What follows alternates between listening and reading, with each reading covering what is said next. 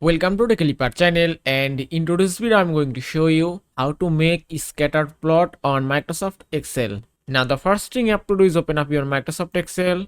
After open the Excel, just open up any document. At first just click on Insert tab and then select your all the data. And here on the charts option you can find a chart which is scatter.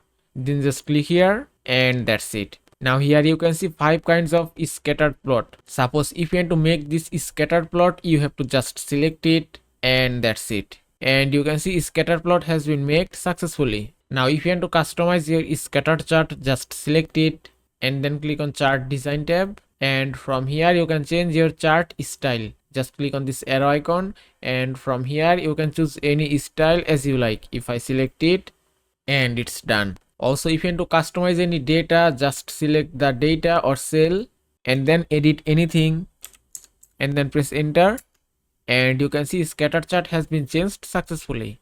And that is how you can make a scatter plot on Microsoft Excel. I hope this video was helpful. If it was, please give it a thumbs up and don't forget to subscribe.